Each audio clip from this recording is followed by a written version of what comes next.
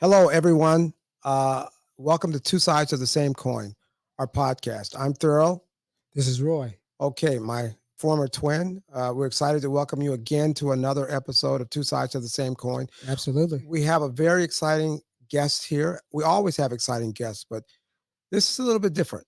We're going to talk about finance as we promised that we would. And this guest brings a lot to the table. We're excited to delve into that part of what she brings to the table to us. We're going to share. She's going to share that, but she also has an amazing story. Roy, who are we bringing in today as a guest? We are bringing to the program Richelle Taylor, the beautiful Richelle Taylor. She's a realtor. She's an entrepreneur. She's a mother.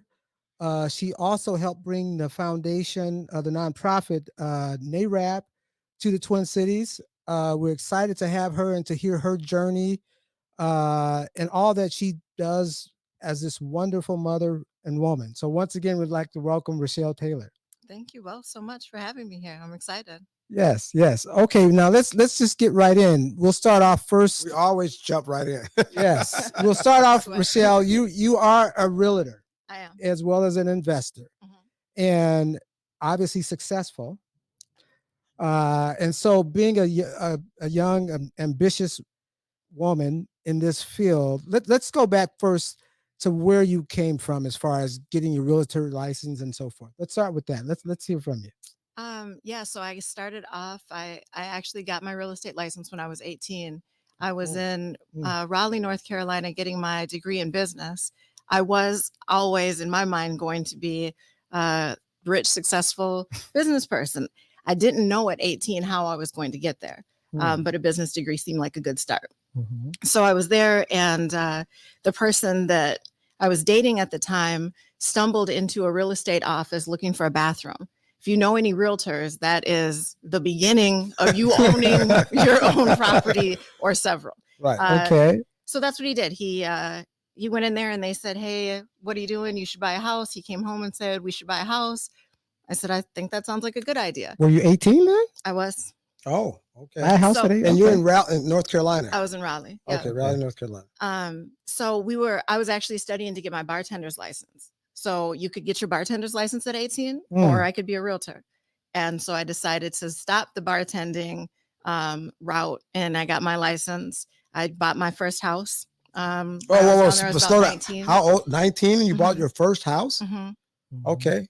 It was a HUD house. Okay. I bought it. I looked at it in the dark with a flashlight. I offered $73,021 because I thought it was lucky. Okay. Nobody else wanted that. Were you in school still? Were you in college at the time too? Yeah, I was in college. Okay. I was in college. I was working at a real estate office. Okay. I had like 3 jobs, but one of them was working at this real estate office. When I got my license, and then the agent there helped. So you had a real estate license at 19. I had the license at 18. I bought. I'm sorry, 18. I'm sorry. Okay. All right. So that was how I got my license. I stayed down there for a while, and then moved back home. Minnesota. Huh? Home is Minnesota. Home is Minnesota. Yeah. Okay, so you're originally from Minnesota. Yeah. Went to Raleigh, North Carolina. Came back home to Minnesota. Yeah. Okay. Continued that. Mm-hmm.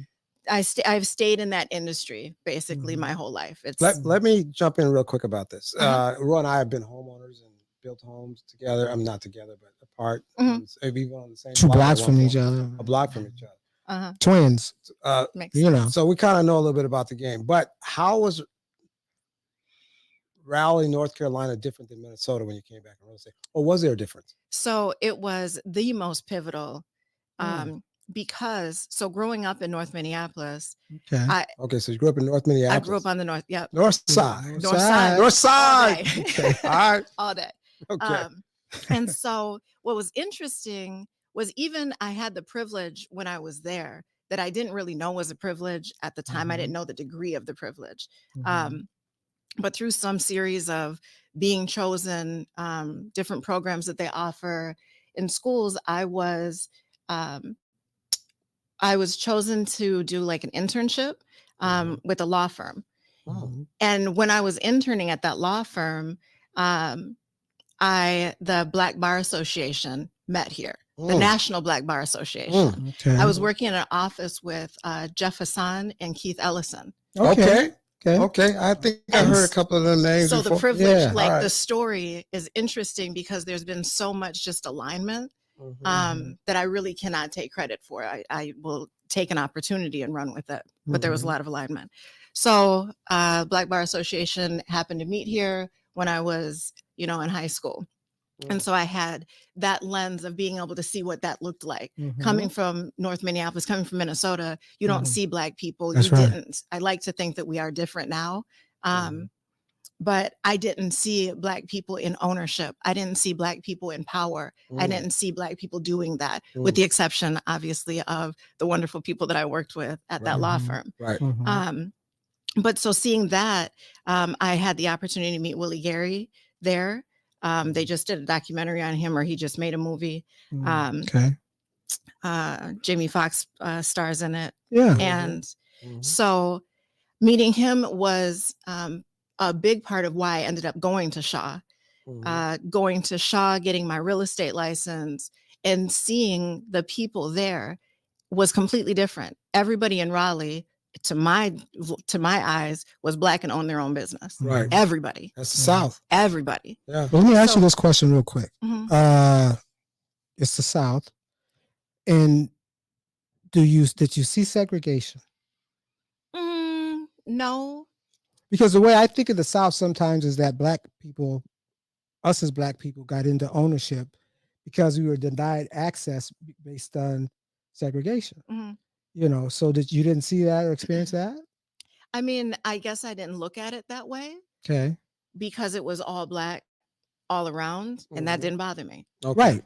So Obviously. I didn't feel so. Yeah, I mean, I guess it probably was, but I was on that side where, coming from Minnesota, can feel very segregated also, but Right. very often on the wrong side where I'm uncomfortable. Right. In Raleigh, I was very comfortable. Okay. So when I asked the question, then did you feel that you could practice real estate Yeah. throughout anywhere in North Carolina, Raleigh? Where North I Carolina? Did you was, feel I there could. were zones or areas you couldn't? No, to. and I probably, just because I was 18, I didn't delve Didn't off see into it that. into that, And right. honestly, I didn't sell very much real estate because people looked at me and thought I was very much a child. I was very much a child, but I still had my real estate license. I Yeah, passed the you were test. ambitious, I was. precocious too, I'm imagining. A little bit. Okay. It's in hand now. Okay. So I didn't feel like there was anything that I wasn't able to do by any means. Nice. And it really gave me the courage. I feel like when I came back here, I had that same energy. The people here, the environment here is very different. Okay. Let's hold on right there. Do you think you would have developed that level of ambition and desire being here in Minnesota, or did you have to leave to gain what you gained and learn what you learned, see what you saw? And then obviously, was that developed, or was it cultivated in North Carolina, or was it more so than it would have been here? Yeah. I don't know what would have been different. I'll tell you that I drew a building to scale, a large building in downtown Minneapolis, where the depot is, when I was probably 10. So I think I was going to do it regardless. Okay. And when I say the alignment, I think that I was always looking at that. I was going to be an attorney. I wanted to be a neurologist before that. And I was always looking at what that path was. Okay. And so because I was looking, things fell in place. And because I was looking when things fell in place, I was able to say, oh, that's it. I'll take that. Okay. And keep moving. It was definitely impactful. It was definitely impactful. It gave me really just the lens to say, this is real. This is real. I think that it took away some of the hurdle. Being a little Black girl in North Side can very much feel daunting to want to build your sky rise over the depot. How do you do that? Right. And so I think it just gave me courage. It gave me some more knowledge to know that I'm not that unique, that's not that rare, that happens, that's achievable. You have vision. So when you say you came back to Minneapolis, And it was different. and it was different, you want to elaborate a little bit more on that? So you asked about segregation. Mhm. I feel like the hurdles that we have here are the opposite, the same idea, but when I step into a room now, the majority of the people in that room are white, more often than not white men. Mhm. They are not always thrilled to know that I'm the person at the front of the room. Mm. I'm the person that's going to take the stage and go on the microphone. Mm. I'm the person that's teaching the class. Is that right? Still Honey, still like that. all day. Yes. Mm. Mhm. When I have houses, people will, if I'm talking to a contractor, they'll talk to any man that's on the side of me, any man. Or if there's a woman next to me that's a white woman, they'll talk to her, knowing full well that I own the house. Mm.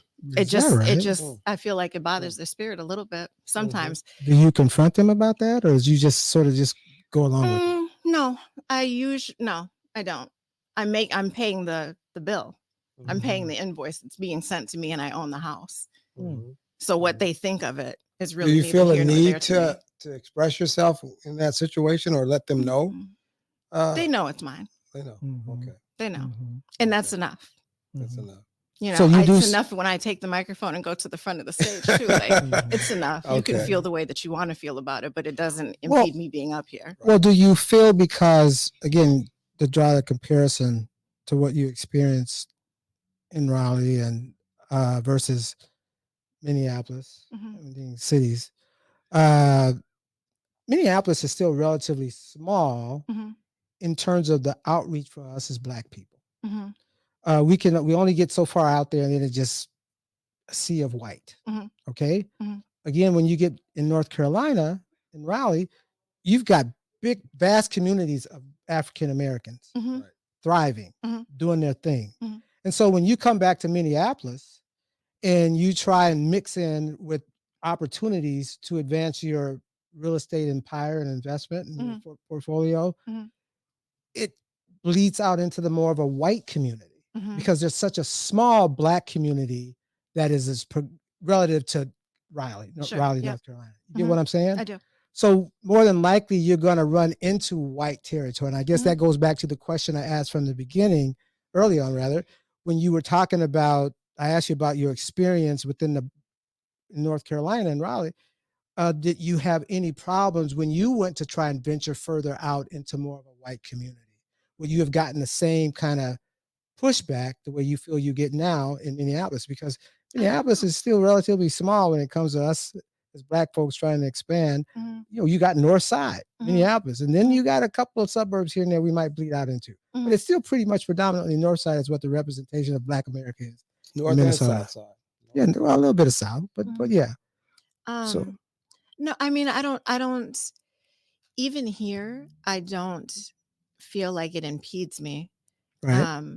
And I didn't venture out in North Carolina. And honestly, even here, I really don't.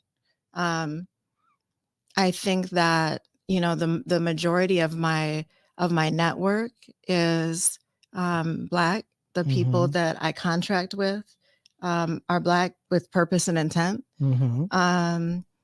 And so I really don't have a lot of that here either. That's why I notice it when I'm going to speak someplace, because I feel like that's when I'm stepping out into the greater Minnesota. I teach continuing ed and new licensing for people that want to become realtors. When I teach continuing ed and I go to outstate Minnesota, that can be different. Depending what the required module is. Of course, of course. So let's talk about that. You're a speaker. I'm a speaker and and so a teacher. and a teacher. So all of it is related to real estate. You're speaking and teaching. So I speak primarily on my experience, my journey. I focus a lot on psychology, manifesting the power that we have within ourselves to decide things. When I teach, I'm teaching mostly about real estate. Okay, so real estate and investing. So not kind of mutual exclusive, but they're different, very different. The real estate is a teaching component of what your public speaking is.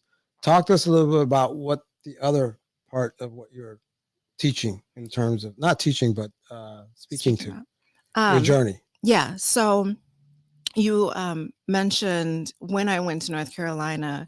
I think there was a Y in there. Yes. Right. And I Okay, have a huge family. It's huge to me. Wait. and How How huge? huge? Because I we mean, come from yeah, a it's huge not- family now. So it's There's 11 of us. There's 11 of us. No, it's not huge. I have And we're the Eight youngest. no. We're the I- youngest. I have last. a brother, but Oh. we have like 30 people. Okay. Okay. 30 a lot of people. siblings. But Okay. yeah. But they're all like at my house for all the holidays. Extended family. Every weekend That's in the a summer, large, we're all at a my large auntie's extended house. family. Okay. Yes. Okay. So part of why I left was because I wanted to know that I could make it on my own. And make it on my own, meaning if something happened to me and I had to go to the hospital, I didn't want these 30 people to all be in the room hollering at doctors. Okay. I needed to know that I could get myself there, Okay. take care of myself, and come home. Mhm. And so part of what I talk about is, or a large part of what I speak about is just the growth journey. So when I was in North Carolina, I was drinking every day. I started drinking and smoking weed and getting high when I was 14. Started drinking more when I was 16. This is all back in north side. Yeah. Yeah, Minneapolis. And so by the time I went to still like maintained a good GPA, Mhm. by the time I went to North Carolina and came back, I was just like full tilt drinking. And stayed an alcoholic, functional for a few years, Mhm. Wait, you're saying dysfunctional for a few years. Rochelle, that you were an alcoholic at Yes. the age of It's probably 16 Mhm. till 20. I'm supposed to know this, and I just don't log it. I have to look it up all the time. I was in detox at Hazelden when the 35W bridge Hazelden. crashed. Really? And that was probably my seventh treatment. Oh, Is that oh seventh my, treatment? your seventh. Yeah. My was- goodness. It's kind of hazy because I was drunk all the time, but Mhm. yes. So you were really in the midst of a serious addiction. I would Throughout drink in college? the morning to make my hand stop shaking, and I would have to lean over a cup on the counter to like sip it because my hands would shake too much. So this was going on through college as well, while you were in college. Nope. When I was in college, I just drank, a lot, but regular. I excused drinking for a long time through 21 because I said that's what I'm supposed to do.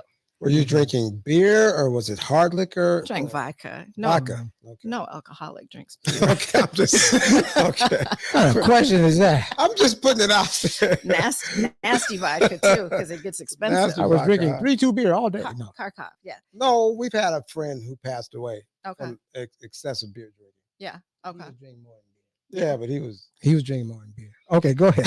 Sorry. And so, those I spent a lot of years in that place. A lot of years in that place of just You say sadness that and place in that darkness. darkness, okay, treatment after treatment after treatment. Mhm.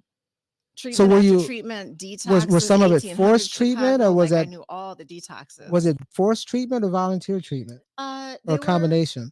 Do you have a large family? Yep, I have a very persistent, lovely Right. mother Yeah. Okay. Oh, Okay. that was not going to Wonderful. let me Okay. die. Wonderful. And Okay. I thank her Beautiful. for that because Wonderful. there was a few times Wonderful. that she, Wonderful. Wonderful. if she hadn't picked me up, I probably wouldn't have got up. Mm. So anyway, long time of that. Okay. And so when I speak about overcoming addiction, but more than overcoming addiction, kind of the how. Can I back up for a second? Mhm. Obviously, those that go through addiction come to that point where it's that lowest point Mhm. where they feel, enough already. It's either this or I'm going to check out, or like your mother's fear was. Mhm. When did you come to that point? You said you've been in rehab in and out 7 times. Mhm. When did you come to that crossroad? I got to a point and I had this foundation, right? There's things that are happening all the time. And if you don't have a place to use that tool, you don't. It just sits there. And so I was gathering information. I had a dear friend that started telling me when I was in the throes of this, but still functional, right? In the throes of it, but still functional. He made me look in the mirror and say, I love myself. I love you, looking in the mirror. And I remember being so like irritated at that. And I said, my mother loves me and my brother loves me and I love them and that's enough. And he's like, no, that's not enough. In the practice of that. Self-love. Yeah. The practice of that, it irritated me that he even said it, but to get through that process. So I had all of these things that I had seen and experienced and thoughts that I had that I didn't really have a place to put it. But they were accumulating in my mind nonetheless. So there was a point that I realized there's just better for me. There's better. And I think that I got into it because I kind of took the world on. The world's a sad place if you look at it that way. And I think that for the longest time, I couldn't be aware. I couldn't be aware of just how bad it was. And so sometimes when you're so into it, you just can't see past it. Yeah. And it is. Until you can step away. It's crazy. It's crazy here. It's crazy the way that people treat each other. It's crazy the way that people live. It's that people are just sad. Like it's I want to ask you a quick question about, were you functional? What I mean by that, a functional alcoholic, you worked and it didn't impede on anything in terms of work. At a point it did. At a point I was non-functional. Is that what led to rehab? Because it was getting in the way of because work, it eventually gets to that point where you're no longer functional, isn't it? Or no? Well, she's had multiple rehabilitation times. And like financially, I think that I have always, since I was a child, I have always had a way of working and saving money and not spending money. And so you've always had business sense. I've always had business sense. I always had budget sense. Okay. My mother and just my family always just kind of instilled that. You have $1, you have $2, now you have $5, pretty soon you have 10. And my mom would play this game of, you got $275, pretty soon you're gonna have $500. That's like, sure. Okay. So I don't know how I was able to do that. I worked sometimes. I was never really good at working for people. So I would work for, some months. Very understandable. I can relate to that. I would bankroll. The entrepreneur. Yeah. The entrepreneur. Rent? How much money do I need to make for how long? And I've got rent covered for some months. So was there any other drugs or any of that involved as well, or just alcohol pretty much? I had a cocaine addiction for a while in that also. During the time of the alcohol, you were working with cocaine as well, huh? Yeah. Yeah. You can run a lot of work, get a lot of business done when you don't ever sleep. Oh my God. Oh, okay. So you were kind of using it to push I wasn't using it. I just had, yeah, I guess. Goodness. Right. Drinks because you're sad and get high to get work done. I don't know. Well, so you came to a point where enough and you decided to move on. Did you have to go through treatment this last time to kick it all? Yep. So I decided that I wanted to.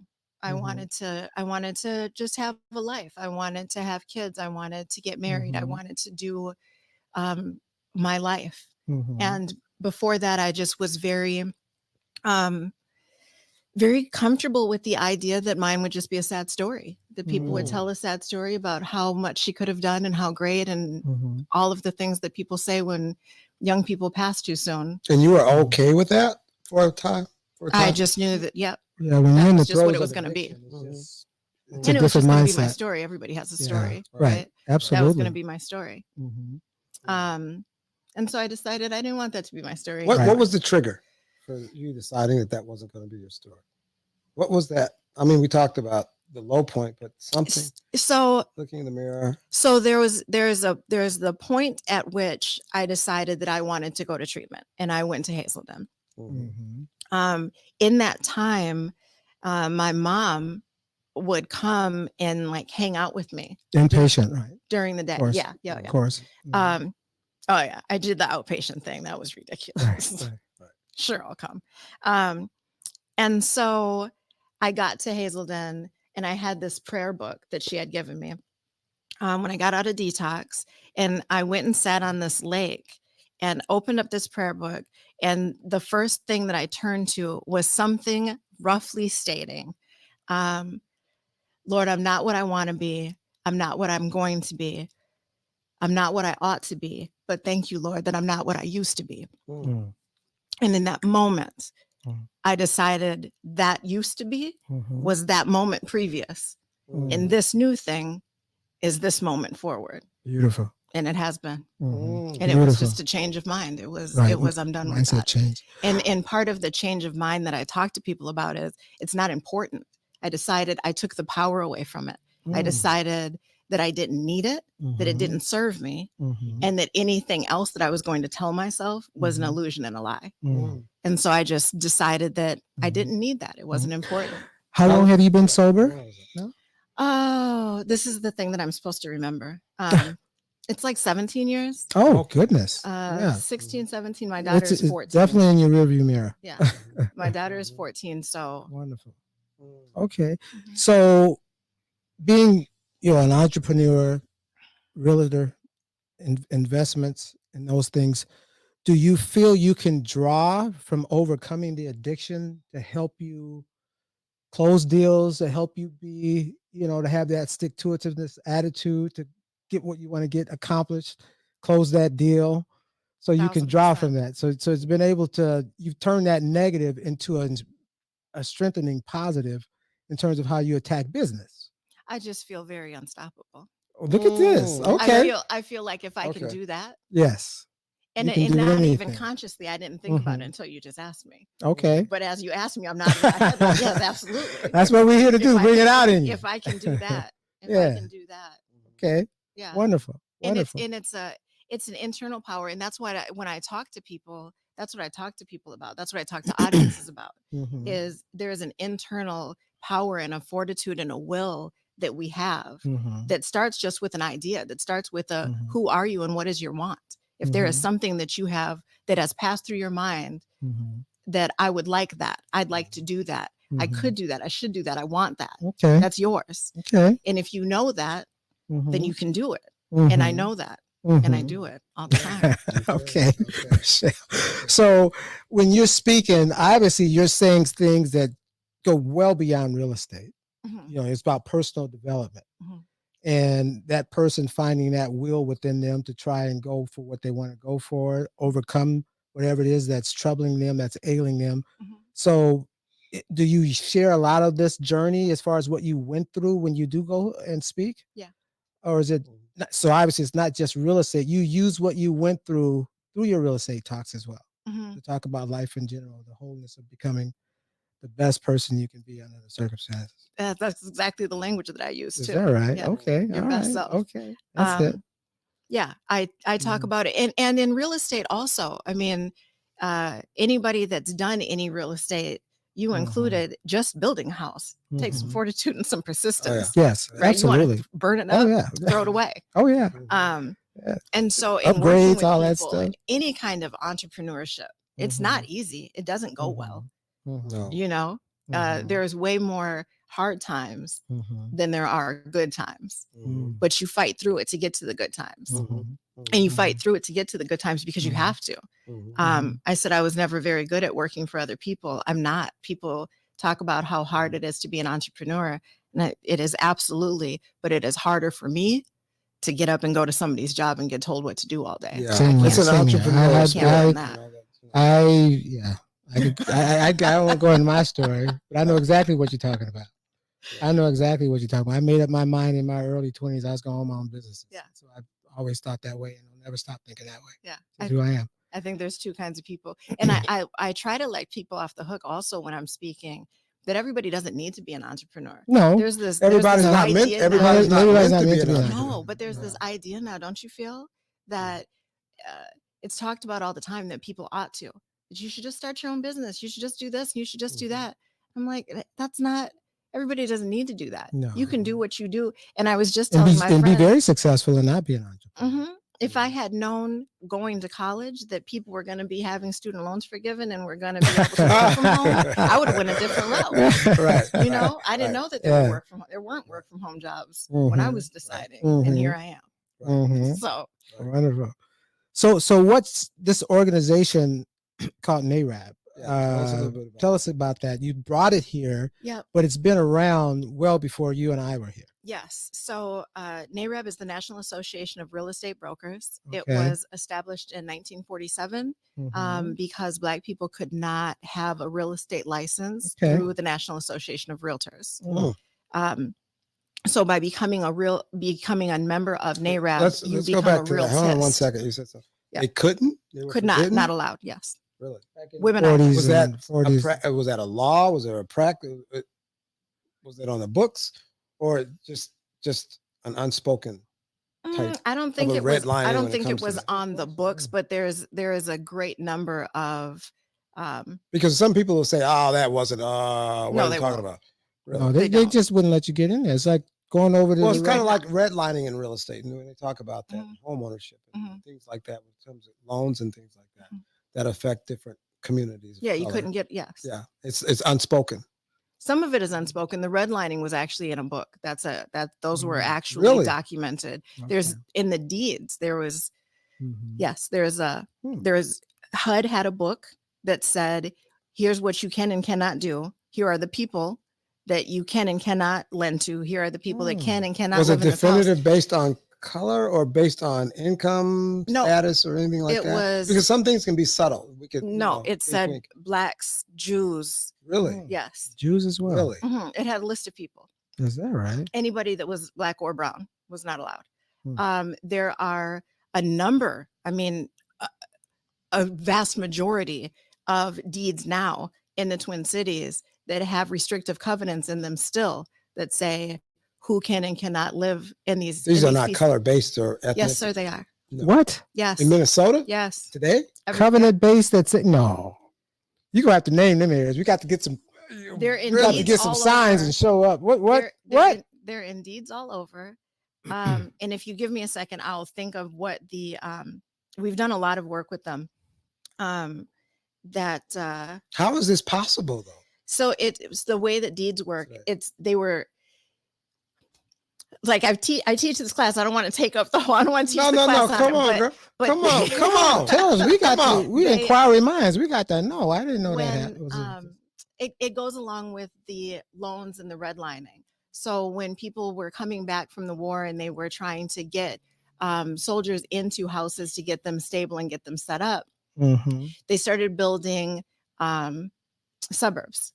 Right. And in building these suburbs, they specifically said in the deeds, Black people, Negroes, Oriental, Jews, so on and so forth, cannot live here. There are restrictive covenants, and these restrictive covenants still live on these deeds because they're just transferred one after the next. Because of fair housing laws that were put into place after, the fair housing laws made it so that you can still buy the house, but the restriction is still there. Does that make sense? So if a law was changed to say we're going to go back to that, then that's still there. People now are. When you buy a house on one of these places. But right now, if I wanted to go buy that home. You can buy that home. Okay.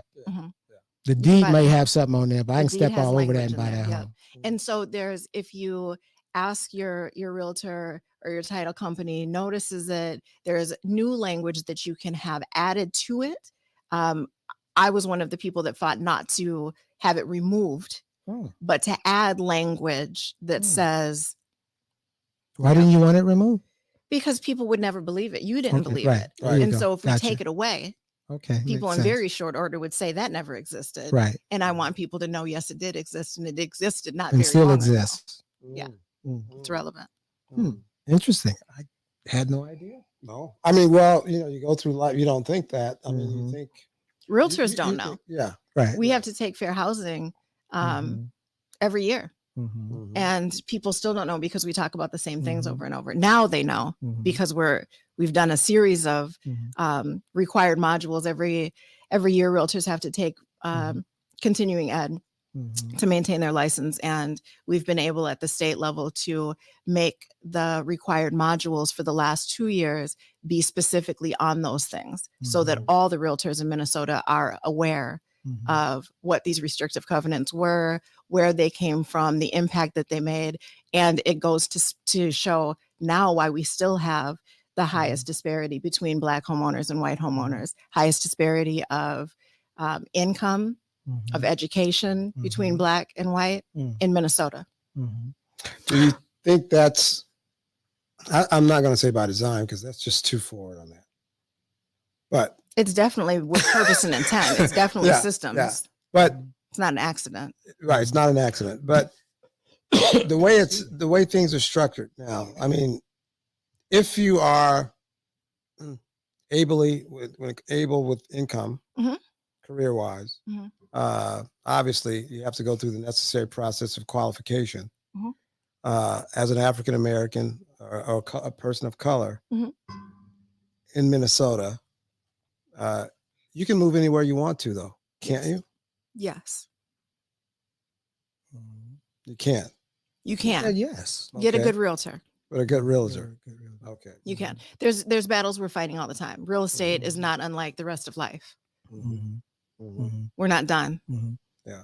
So do you teach and speak, do you tell your audience that real estate investing is important, that it's lucrative, that you should do it? Yes. Because you're a realtor, but then, you have people who just buy, sell.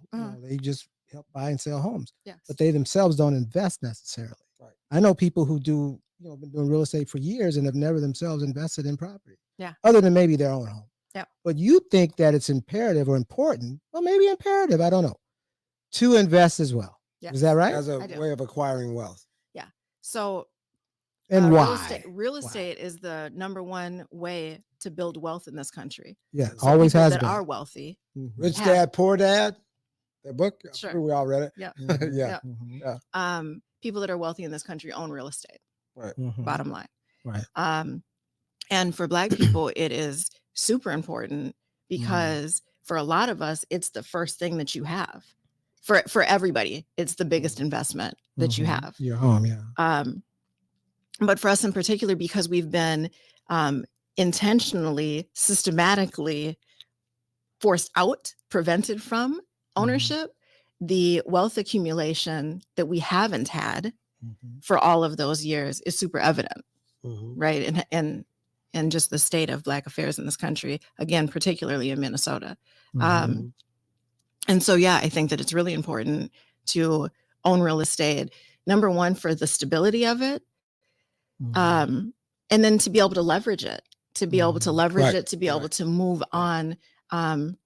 And I think that I talk about this a lot around realtors as well. The idea that homeowners don't know that to be a realtor, it's not required that you own a property. So they're talking to realtors and getting advice from somebody that's never done what they're doing. And they don't know that. You can't, I think people who don't practice what they preach. Yeah. I think it'd be very difficult for me to advise somebody on to do something that I have not done yourself. Right? Yeah. But that's the case. Where does this start? Because I understand in a lot of communities, definitely not in the African American, not enough. Growing up, we're not taught that about the importance of homeownership. When there are other communities, white communities and whatnot, it's embedded. It's inbred. It's there. By the time this person reaches a certain age and decides to get married, the down payment for that mortgage is already in place by the parents. Whatever that dollar amount is, and it's just expected almost on some levels. I work with a company that I deal a lot with different homes and things like that, and I see a lot with this business that I work with, and I see a lot of home ownership and what that looks like, what it represents, and I see a lot of different neighborhoods all the time, and I see developments coming together. When I were part of that, when we were home builders back in the 90s. Is that down the block? So we saw this development going through the parade of homes Yep. and all that. But it was already, people were walking in and just making a choice about what they wanted to do, Yes. to build. Mhm. And it was almost preordained. It was, this is what's going to happen. Yes. We're going to grow up. I'm going to graduate from college. I'm going to choose a mate or get married, Mhm. and we're going to buy a home. Yep. It's just a natural order Yes. for a lot of those communities. That's not in the Black community. No, it's not in the Black community because Not in a lot of brown communities. I'm just saying. no, yeah. It's just not. I mean, it's that's only like, been 2 generations that we've even been able to do it. Right. Women weren't able to have their own bank Yeah. accounts. Right. yeah. Right. So Yeah. the notion, and Yeah. I talk about that too. There's this great book, The Psychology of Money. I can't think of who wrote it right now. But the idea that somehow we're behind the 8 ball by lack of our own No. fortitude or ambition or No. anything No. like that No. irritates my spirit, Right. because it's not the case. Right. We have legitimately, forcibly been restricted from Mhm. having those things. Right. And that's why it's not looked at. you- That's why it's not talked you about, think of- because you didn't grow up You in think of Spike Lee and his 3 acres, 40 acres and a mule. Yeah. You know, America was founded on the fundamental principle of land ownership. Yeah. For select people, of Yes. course. And that's never changed. Yes. And so when Black people tried to come up and get to that point where land mattered and they wanted access to land, It was Reconstruction Yes. started, post-slavery, Civil War. And again, they wanted land. Mhm. It 40 started acres for a and a little mule. bit. Yes, Okay. it started for a little bit, but then again, it was taken taken. away. It was Yeah. taken away. And things were rolled right back. And then you had, the Jim Crow laws and all that stuff that came about. So yeah, you're right. It's been just a couple generations since we've had access. How do we change that? Yeah, So of the things good that we're question. doing- Very good question. How do we change that? Some of the things that we're doing are, so I brought that chapter of NAREM here. Yes. So we have that. When I was looking Mhm. for my house, I was looking for a Black realtor. I typed in Black realtor and nothing came up. I didn't like that. Mm. And then I heard Nika Constantino on KMOJ talking about doing financial fitness. And Mhm. she was talking about the disparity. It was the first time I heard this idea that Black people didn't own things. Mhm. And I thought that was ridiculous. Everybody I know owns their own house and probably owns their own business too. We all went to college. Mhm. We all came from the north side. So I'm like, Mhm. where are these stats coming Mhm. from? Mhm. So started NAREB. So now you can Google Black Realtor. Mhm. If you Google Black Realtor, it's a whole bunch of our faces will pop up Is that on the right? NAREB page. Yes, sir. Mhm. So that's Nice. one of the things that we are doing. All right. We Nice. do a great deal of buyer education, Mhm. consumer facing. We do huge homeownership fairs Mhm. every year in the Mhm. summer. Mhm. On the north side of St. Paul. This last year we did it in Brooklyn Park. And we have realtors, we have nonprofits, we have all the lenders. These are all people that are members of NAREB also. Okay. They come and talk about what it is to buy a house. And you're talking to people that look like you, that are interested in you achieving this, and they know the history, they know what it is. Mhm. And it's very different to be able to go as a Black person and talk to another person that's Black, that they're going to understand you and they're Mhm. going to advocate for you. Mhm. So that's one of the big things that we've done. We also do we do consumer facing education, but we do industry facing education also. Mhm. So we're talking to other people that are in the industry to say, here's what happens. Mhm. Here's what happens if you're Black and you go into a bank and you say, I Mhm. want to buy a property. Mhm. We need that not to happen anymore. Right. And moreover, we need you to know that that's happening. So Right. when somebody comes Sure. and talks to you, don't Mhm. do that. Mhm. So you were 18 when you got into real estate. Yeah. How important is it to you that young people, Mhm. particularly young African Americans, Mhm. and I don't want to, whether male or female, Mhm. how important is it, do you feel, to reach them at a young age and teach them the importance of preparing for home ownership? It is we do that also. Yeah, because I just feel the way I feel with with us as young people, with the young people today. We worry about crime within our communities. We worry about violence. All kinds of violence, how it manifests itself. I just believe that when you have something of value within your community that you have access to in terms of ownership. Mhm. It gives you a different perspective Yes. in terms of how you relate to other people. Mhm. And if you're moving forward in life as an owner, as an achiever, Mhm. particularly as a young person, it steers you down a path that makes you pause when it comes to other things that may trigger you into the wrong direction. Yes. I believe that's important. And I Yes. think it's so imperative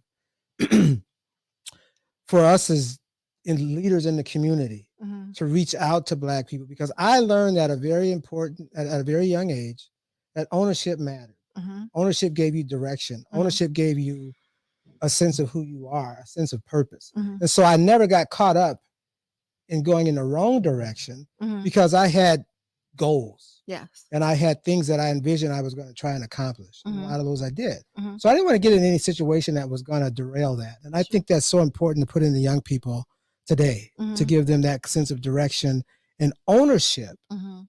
Being an owner into something, I think really helps, give them that kind of clarity about the direction that they want to go in their lives. Yes. And I think this needs to be talked about a lot. I know KMOJ has community radio and does a lot of talks, but I just really think we need to try and reach people in as vast a way as we possibly can about the importance of what you experienced at a young age, Yeah. which was ownership. And that's fascinating. And The we fact that- speaking that into it started at such a young age for you. Mhm. Right. That's And you kept going in it. That was an And even when you had pitfalls, Mhm. you still kept your eye on the prize, which was real estate. Yeah. And achieving things along those lines. Right, Richelle. I've got a gentleman here Mhm. who wants to ask you a question. Yes, thank you very much. Please introduce yourself, sir. Yes, my name is Thomas Newman, and I'm an investor. And I work in real estate, and I own properties. Mhm. My question is, for those young folks who are interested in going into real estate, Mhm. there's a game that's played among the agents and the brokers. Mhm. And what kind of psychological, it's almost like a click sometime. Have you experienced that in this, as long as you've been there, been in that business, Mhm. that there is a politics going on in the office kind of with the real estate? I think there's always politics. I think there's just a lot of peopling. I think that people do what they do. And as long as there's people involved, there's going to be some degree of that. I don't feel like it's prohibitive for a person to be successful at all. We really don't as soon as you get your real estate license, you're your own business. Unless you join a team, you're your own business. And I think that's a lot of times what people don't realize when they get their real estate license. They think that they've got their license and now they're going to let people know they've got their license and their phone's going to start ringing. And that's not how it goes. When I got my license originally, we did have, people would come into the office and say, I'm looking for a realtor. That doesn't happen anymore. People are looking for realtors online and asking their friends. And so they're really, I haven't experienced that. I think it would be difficult for a broker to prohibit somebody from being successful in their business. And there's so many brokerages that if somebody was, it's easy to move. It's easy to take your shingle and move to another brokerage. But I think it's a great way for people to get into the business. I think it's a tremendous opportunity to be able to start your own business with very little work, very little money, very little time involved. It really just is your own ability to get what people say, I kill what I eat. I hunt what I kill. I kill what I, what? Something like that. Something like that. Wonderful question. Good question. I want to ask one last question and have her leave us with the answer. Getting started. Mhm. How do you tell someone who wants to get involved into real estate and investment? What are the necessary steps that they have to take to launch this career or this going in this path? Decide without a second option. Okay. Decide and go forward. So real estate education is brief maybe Mhm. pick a school and go through it. Mhm. Um, Is it So tough get, to so a get your real estate Get your license real estate first. license. get your real estate license if you want to go on that end, but you Mhm. definitely don't need to go to get your real estate license to be an investor. If Mhm. you're somebody that is going to buy your first house, Mhm. and you're buying your first house with the understanding that you're going to buy several, Mhm. right, that you're going to be an Flipping out, investor. right. Mhm. Yep. Mhm. First of all, I would say get a good realtor. Get a realtor that's doing that, Mhm. that can guide you. Mhm. Be thoughtful of what you're doing, what you're Mhm. getting first, how you're Mhm. setting yourself up, Mhm. with your lender and with the property that you're buying, right? So Mhm. if you're getting a duplex, be thoughtful that you're getting a duplex, what the restrictions are for owning that, how long you have to own it, what the Mhm. requirements are to buy the next one. You can buy your first property with 3% down. Understand capital gains. Now, all of it. Yeah. You can buy your first property with 3% down. Mhm. Second property, now there's a new program where you can buy a second property with 5% down, but it has been 20%. Oh. So saving up 20% of, $300,000, $400,000 takes some doing. Mhm. So I would just say, have a plan, talk to your realtor, talk to your lender. What people do most often that is detrimental is they sit and try to figure it out on their own with Google. Right. Or talking to other people who haven't done it. We do this. There's a whole world of people that this is all we do, all we know, and all we talk about. Nice. Find somebody that is doing it. Mhm. Tell them what you want to do, where your objective is, where your 5-year plan is, Mhm. and get a plan together Okay. and go through it step by step. All right. Wonderful.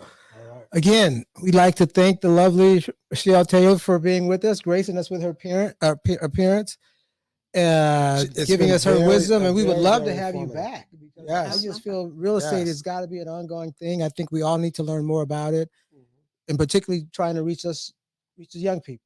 So again, we thank you for having us on representing us or coming up. What am I saying? We thank you for edit. We thank you for coming on, and so we welcome you again. Thank you for joining us on Two Sides of the Same Coin, and we're out. Thank you. Thank you, gentlemen, for the wonderful questions. Okay. Thank you All so right. much.